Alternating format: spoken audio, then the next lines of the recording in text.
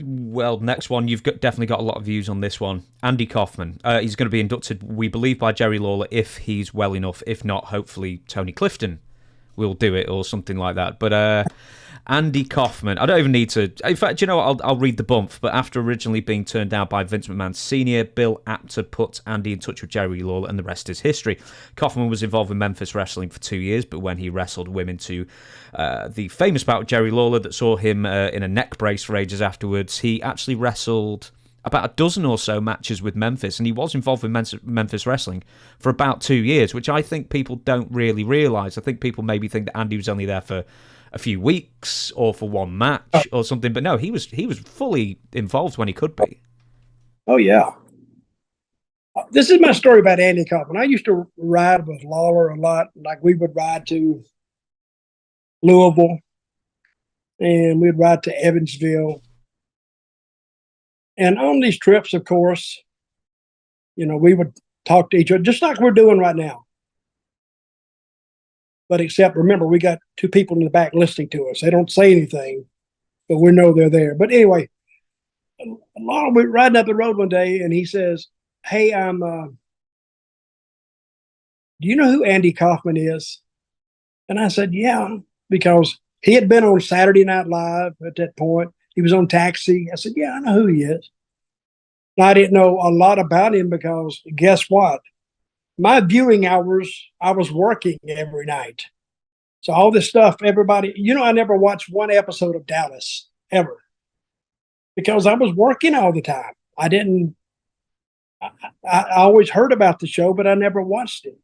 So anyway, he said, "Well, you have seen a Rocky film though, haven't you?" I have seen a Rocky film. Okay. But not when I was working. And he was going to bring him in. And that Monday, I said, "What are you going to do?" And he said, "I don't know." I said, "What do you mean you don't know?" He said, "Well, we got an idea." And I didn't learn this till we did Dark Side of the Ring last year. I mean, the Tale of the Territories. And we had an episode, and I was on it, Jerry Lawler, Jimmy Hart, Jeff Jarrett, Jerry Jarrett, rest in peace, Jerry Jarrett was there. And I think that was it. But we got to talking about Jimmy Hart. We got to talking about Kaufman. And some of the things that I assumed were true weren't true. And I'll tell you why they weren't true, because I told Lawler, I said, "Whatever you guys do not tell me what you're going to do. I want to look at it like a fan." And I never knew when they would go to the ring. I didn't know what they were going to do. Because I enjoyed it as just a fan. I really did. And the night that Lawler gave him the two pile drivers and they carted him out of the ring, I didn't know they were going to do that. I didn't know they were going to bring an ambulance and cart him out. I didn't know he was going to go to the hospital and be treated. And the reason I didn't know it was because Lawler didn't know it. The only one that knew that he was going to lay there and sell that pile driver was Andy himself. And Lawler tells the story. They send word from one ref to another because he's just laying there in the middle of the ring and he won't get out. And they have, every building has a curfew. You got to be out by a certain time. If you're not out by that time, they charge you overtime. And Memphis they didn't want to spend the money. And Lawler sent word and said, "Tell that effing goof to get up and get out of the ring." And Jerry Calhoun, he was a referee. He took it into the ring and Jerry said, "Get up." He said, "Tell him I'm not getting up." "What?" He said, "I want an ambulance." "Are you hurt?" And he says, "Yes," or something. But he wasn't hurt. So they finally bring the ambulance. Oh, he said, "Tell him I'll pay for it." They didn't want to pay for an ambulance. He said, "Tell him I'll pay for it." And he said, "Well, hell, if he's going to pay for it, do it." And they brought the ambulance, carted him out. And I never will forget this. I'm standing at the back of the Mid-South Coliseum, and they have an upper tier. And when they brought him through on the on the gurney. People were throwing stuff down on him and trying to hit him and cussing him. He had heat out the yin yang. And somebody says, did he really belong in a ring? I says, well, only one thing qualified Andy Kaufman to be in a wrestling ring, because he was 5'9", 5'8", weighed 160 pounds, looked like hell, white pasty skin, greasy hair. He wore like white long johns, yeah. Long john and a Kmart pair of shorts and some shoes. And that's what he had. And the only thing that qualified Andy Kaufman to be in a main event in the Mid-South Coliseum in Memphis is he sold 11,600 tickets. That's the only thing that qualified him to be in the ring. But when we was doing the dark side of the ring, I didn't even know that. So I sit over there like the biggest mark ever. And I have them tell me that no, it wasn't planned, because he would get so much heat in Memphis. He had heat because when he said, yeah, I'm from Memphis, Tennessee, hey. Then he said, I'm from Hollywood. Oh, people hated him. And it was such an entertaining promo, you wanted to kill him. And when he would take women in the ring, and these were shoots, it really was. He would take women in the ring, and some of them were in pretty good shape. Some of them could wrestle a little bit, but they couldn't wrestle enough to really beat Andy, because Andy would slide out. And the referee's not going to count Andy down anyway, so the deck was stacked. It was Bob Zamuda, wasn't it? He was the referee for these things, so he was never going to count Andy out. Well, Bob Zamuda may have been not for all of them, though. I remember most of the time that we had Memphis referees in there. They're not going to count him down. But I do remember he had one match against Foxy. Mm-hmm. Remember the Foxy girl? Yeah. And her house had burned down about a month before, 6 weeks before. And Andy Kaufman paid, I don't know, it was $1,000 for any woman who could either go 5 minutes with him or to beat him. He would pay him $1,000. And she really needed the money, because this was a shoot to her. And they'd had her on Memphis TV that Saturday before. So I saw her on TV. I didn't meet her. I didn't meet her to the night of the match, and she was getting ready to go out, and she was standing outside, and she was nervous as hell. And she's Dutch. And I said, oh, hi, Foxy. I never met her. I know who she was. And she said, you got any tips? And I should have said, it's rigged. Don't even go. But she went out there, and I told her, well, this is a shoot with her. I told her, I said, whatever you do, get him early. Because I knew that if it went past 2 minutes or 2.5 minutes, she would blow up. And blow up means she'd be sucking wind. Especially with that big crowd out there. She was nervous. And she went out there and she took him down. The roof came off the Mid-South Coliseum. Hell, I jumped up. I'm a big fan. Get him, Foxy. I mean, yeah, get him, Foxy. And then she took him down again. And then I call it the ankle express. He would go outside that ring and he would strut around. And then he would go out about 3 minutes gone. And then I saw it. It hit her. She was breathing hard. Oh my! And then he took her down. Oh, he abused her. It made you mad just watching him. You know, he just slapped her around a little bit. You know, playing with her. Oh, you wanted to kill him. And that was the night Lawler went in. And then Lawler said, "Hey, why don't you take on a man?" And this had been going on. Oh, it's one of the best things I've ever seen at a wrestling match, because they had the fans involved. They had the story. And it was something that Andy Kaufman made up in his head, I'm sure, years before. Because when Bill Apter called Lawler, he had called Vince Sr. And Vince Sr. says, well, he didn't sound like Vince Jr., but he was saying, well, that would make us too like fakey and stuff. I don't think I want to do that. If he had done that, they would have set records in New York and Boston and Philadelphia and Pittsburgh and Baltimore, all their big cities. They would have set records because it was a story that Andy Kaufman just put in his head. And I think he did have matches. You mentioned matches. Yeah, he had some matches around the horn, what we call, I remember a match with him and Jimmy Hart in Nashville. It was sold out. People just come to see Kaufman. They wanted to see him. You know, there's footage of it as well. I sent you the links. Have you seen it? What's that? The match with him and with Jimmy Hart? Yeah, it goes a few minutes. It's hilarious. Yeah. They're sort of doing like the same wrestling as he did with the women. It's just like really ridiculous. And then I think I was there. That it was in Nashville, and the place was sold out. It was good, and Nashville was always a good town for crowd reaction. And sometimes you live off the crowd. Sometimes you could be tired and hear that crowd, and you get that extra shot of adrenaline. But they had a great match, and Andy Kaufman just had heat. So, but about this, I think he had one final match, and then it was announced that Andy Kaufman had gone to Mexico to be treated for, it's called holistic medicine.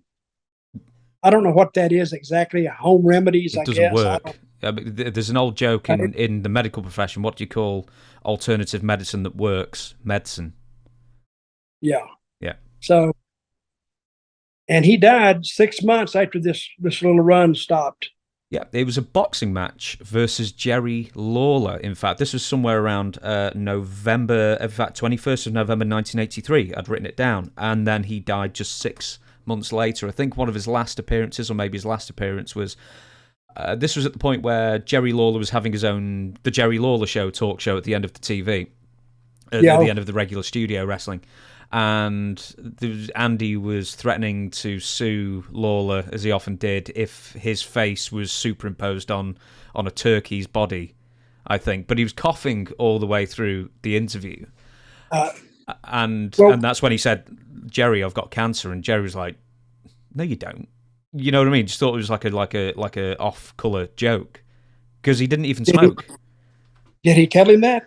Yeah, he said on air. No, that wasn't on air. That was after they did it, and Andy said, "I'm very sorry about coughing through that. I've just been diagnosed with lung cancer."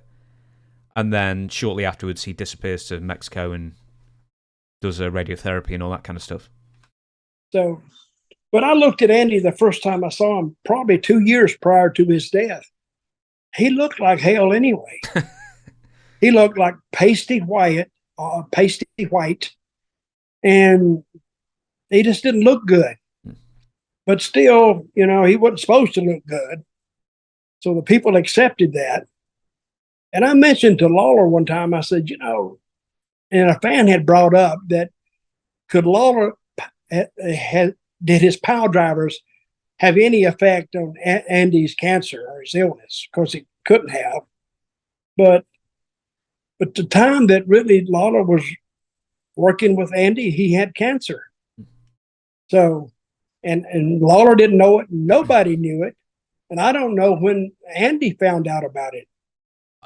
I believe he had, like with lung cancer, it's quite advanced anyway, but then he had a persistent cough that I think he was ignoring for a while, as a lot of people do, and then he eventually goes to the doctor and finds out he's got it. I've got a couple more questions about Andy. How many times did he make the trip to the territory? Was it 20, 30 times over the course of 2 years, more? No. You mean, how many times did he work there? No, not how many times he worked, but, how many times he flew in? I would say that I remember 6, 8 times. But then some weeks he would go to Louisville, and then he would and he would make the loop. Then he'd go back to where he went. Then you wouldn't see him again for and they do a bunch of interviews with him to put on the TV just to keep his image or his name fresh.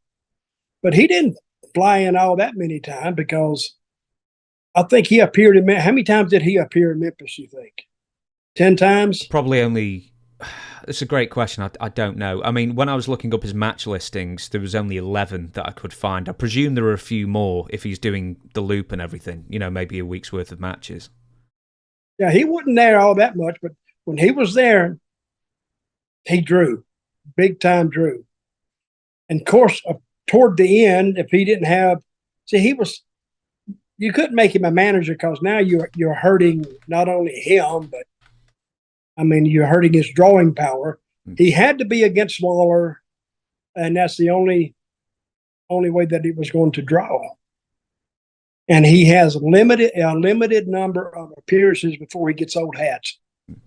I'll tell you this. So the first time it was 3-on-1 handicap, I imagine, against 3 women, 1981. Then Kaufman versus Jerry Lawler in April 5th, 1982. Then he does an appearance in May 1983. He does a loop of matches, some handicap against Jerry Lawler, and a few against Jimmy Hart as well. And his last appearance, or his last loop, was a couple of boxing matches, one handicap in November of 1983.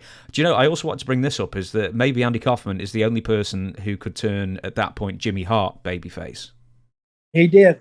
In Nashville that night I was there, Hart was a big babyface. They hated Kaufman. Of course, one of the reasons he said, well, I'm from Nashville, Tennessee. He would do that interview, and everybody would. I even had one of the guys. We had one of the guys in Memphis, Dream Machine, who was really from Memphis, and he heard the interview about Jimmy doing well off of Memphis, Tennessee. Here, he got mad. He come up to me. He said, he shouldn't be allowed to do that interview like that. I said, Dream, he's working. I don't think he is. I said, well, he's getting heat with it. But some of the guys actually, when you make the guys mad, you made the fans mad. With Andy, I think you've already said this before, but entirely the opposite on camera than he was off. Very quiet. Did he used to meditate before matches or appearances or something? Do you remember that? I didn't know if he meditated or not. I didn't, like in Louisville, he could have went off and meditated because they had all those different rooms. In Memphis, he could have done it. Probably Evansville too. In Nashville, he couldn't have done it because we only had one room. So where would he have meditated? On the stool? He could have went in there and done it. But he was quiet anyway, and he was not funny. He wasn't funny. We're much funnier on this show than he ever was. He had a routine, and he'd go out there, and he was going to read a book one time. What was that book he was going to read? Was it The Great Gatsby? He was going to read it. I remember one time he was in this comedy club. I read this. I wasn't there. But he took all the people from the club down to the Crystal, and he bought them all hamburgers. Everybody in the club. And see, Andy thought wrestling was the greatest thing in the world because he was used to working these little comedy clubs that might have a 200-person capacity, 150, maybe 100. And all of a sudden, he's in front of 11,600 people in Memphis, Mid-South. Oh, he loved that. What a change from working the small club to working the big arena. Mm-hmm. So, and he loved to be the center of attention. And I called him a comedian one time. No, he said, I'm not a comedian. I'm a sketch artist. And I had to go, of course, look that up. I didn't know what that meant. But yeah, he got a response from people because he got a lot of hecklers because he wasn't funny. I don't know, really. I'm glad Taxi picked him up because as a comedy career, he didn't have one. He really didn't. Thank you very much, Owen. If he could stay in character, he was memorable. Thank you. Thank you very much. Yeah, great.